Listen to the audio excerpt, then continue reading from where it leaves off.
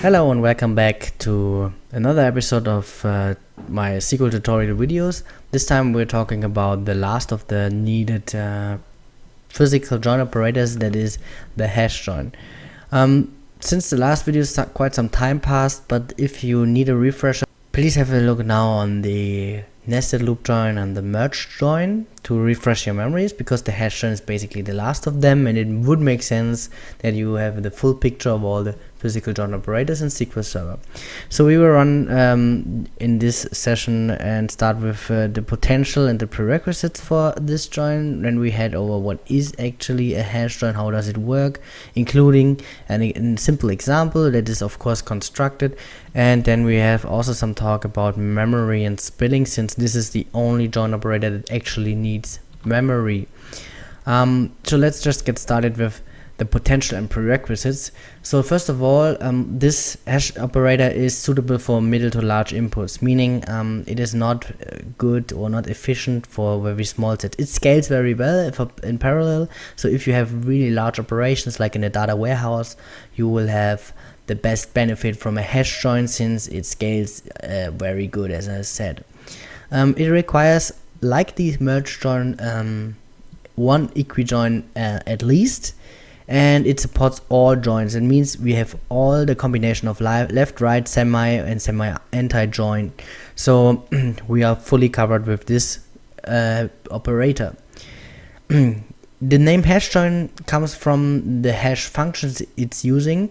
A hash function is basically like a function that gets some import and it creates an hashed output.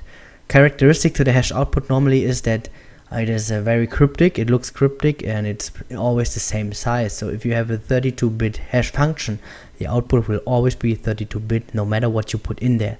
Because of this, you may have some collisions, because it may happen that if you have only, let's say, 8-bit hash, which is probably not very good, and you have like all the input in the world, you can imagine that there must be two texts that are completely different but produce the same hash value. This is called collision, and we don't want to have collision, so we should use hash functions that are collision free. However, SQL Server just handles this right from the intern, so we don't have to make our mind up about this.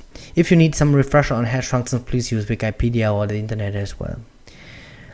This join consists of two phases. We have a blocking phase is the phase 1, and a non-blocking phase, or it can be a non-blocking phase for phase 2. And as I already said, it needs memory. It's the only physical join operator that directly needs memory. So let's come to the definition. What actually is a hash join? A hash join consists of a build phase and a probe phase. So what is actually happening in the build phase? In the build phase, we go through the first table or through a table, and we calculate for each value of equijoin. Each equijoin column, we generate a hash value. That means if we have a join that is an equijoin on 2 columns, we will calculate a hash for those 2 columns. So we put the columns into the hash functions and we get some hash spec. We store this row in a hash table, and we use the calculated hash as a hash key. So a hash table, please use Wikipedia if you're not familiar with hash tables. Basically, it's an index table where you have hash buckets. That means if the hash is the key, you look right into the key and you see several buckets, and there you find the rows that are related to this key. In the probe phase, we scan the other table row by row, and we calculate again a hash value of the equijoin columns. And if we have a hash match, that is, we find in the probing table an entry, then we output our match. Yeah, this is very simple technique from programming languages to use a hash table because it's a very cheap data structure. You can access the hash bucket in a constant time, since you use it as an indexed hash table. So there's no problem in this in the access of the table.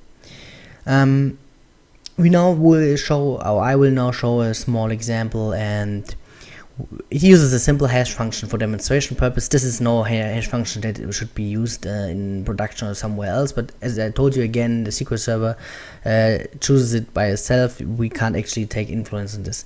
So I took here the fowler null row 32-bit no function, hash function. You will see that this function has no avalanche effect. That means similar inputs make similar outputs, which is not true for MD5 or SHA-1 or SHA in general, because those are cryptographic hashes, and those always have mostly an avalanche effect. That means different inputs, slightly different input leads to very large, very different output. Okay, if you want to know more about hashes or hash tables, please consult the internet. So here we have a simple table. On the left side we have the bill table, the customer table. On the right side we have the probing table, that is the invoice table, as you saw in other videos of mine. So the first thing is that we calculate the hash value for customer ID 1, now for customer ID 2, and now for customer ID 3, since this is the joint key customer ID.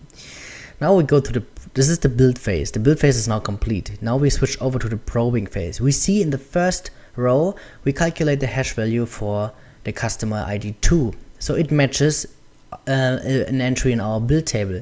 So now the hash matches, right? So now we have to, to verify that we are actually matching, and we now verify this by also have a look at the customer ID itself. Because it can happen that there is a hash collision and that two different rows are saved in the build table. Then we have to make actually sure that it is really this row that is matching. So this goes on for all the other tables. Now we have again a match, again a match, again a match, again a match, and so we are building up our tables. Remember, an access to the build table is very cheap, since this build table is indexed on the hash key column. So the check in the build table is very fast. So this is the whole thing and the whole magic about the hash join. So we have some building phase that needs to be done, and it is completely blocking. But once we have this in-memory hash key table up, it's really very easy to go through row by row to the other table, linear time, and we can in constant time access the build table. So it is a very fast join. However, there are some things to be considered. Since this is a hot join that uses memory, we have the memory and the spilling effects. What does this actually mean? So first of all, the query optimizer guesses how many memory a hash join operator needs by estimating by using cardinality estimation statistics of SQL Server to guess how many rows and how many megabytes or gigabytes of space in memory is needed to store the hash table. The smaller table is always used for the build table for obvious reasons. However, it can happen that the memory is not sufficient in the build phase. Either the statistics were not up to date, or the plan is too complicated, has too many joins, like 40 plus joins. Then also the optimizer cannot really estimate any good. So it can happen that the memory is not sufficient. What happens then? What happens then is as soon as the hash bucket cannot be written to the memory anymore, since the space is not sufficient, it gets written to disk. So the hash buckets in the build phase that cannot get into memory, of course, go to disk. And where do they go? They go in a work file that is located in tempdb. Okay, so if your tempdb is not on an SSD or not on a very fast disk, then you will have problems here. What happens then next? In the probe phase. So in the build phase, it's pretty obvious. If something does not fit in, we write it to disk. Okay. In the probe phase, if the target hash bucket is on disk, we write this probe row to disk as well and handle it later. Then, after all the in-memory probing for the current probing batch, because it also always runs in batches, is over, we are not continuing with the next batch because we still have written those probing rows to disk that has to be checked through the hash table that is also on the disk. So we load the spilled rows to the memory again, we recreate the hash table for those spilled rows and do the normal hash join again.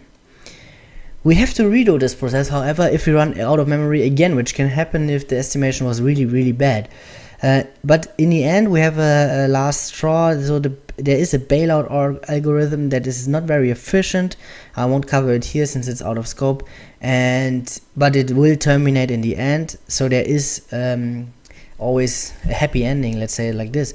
But it can get pretty nasty if you have to recreate the hash join and if you spill to disk many rows, because then you can imagine this constant swapping of disk space to memory space, and then checking again can be very bad for your IO behavior, and thus the join can be very expensive.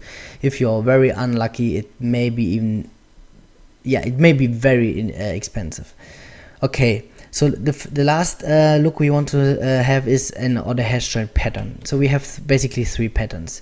We have a left deep join, we have a right deep, which is the opposite join, and we have a bushy that is basically a mixture of both.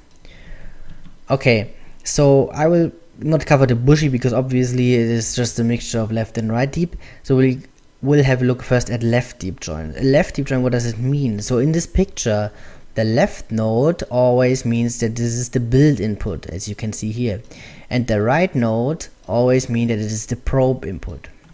As you can see here, the build input of all those hash joins, which is always the left here, the build input is always the output of the previous join. That means, since the build phase is the first phase of the join, the joins are obviously not run in parallel, but they have to be run sequentially. First this, and then this, and then the last one. So that means all the hash joins are full blocking. That means not only the build phase is blocking, which is always blocking, but also the probing phase is blocking, since hash join 2 cannot build its build hash table until hash join 1 completely succeeded. Okay, that leads to that the memory for the hash tables can be shared, because if hash join 1 is completely over, we don't need to store the hash table from hash join 1 anymore. So hash join 2, or better hash join 3, can use then this space. This leads to a maximum memory usage of the maximum that is needed for any of those hash joins. So that makes sense, right? In contrast, we have the unfortunately often right deep join. It is here the other way around. We have again on the left node we have the input for the build phase. As you can see, since the flow is coming from the right, we can do the build phase for all of those hash joins in parallel at the beginning, because the rows are already there. This and this and this is already there at the start of the join.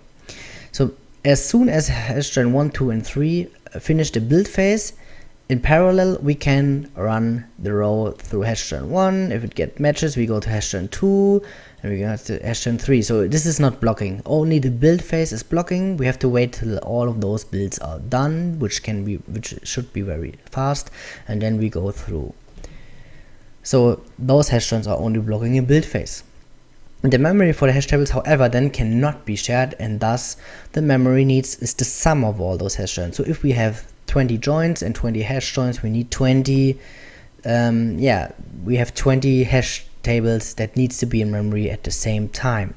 So this is really a matter of how your hardware is stressed. So this is just a hint how you can read those plans, because if you go back here and you see a right deep join, you have not much memory, you may see a lot of spilling in your execution plan, as in contrast to if you see this one, you're maybe very lucky if you have less memory. But if you have much memory, this is maybe ineffective, since you could allocate more memory.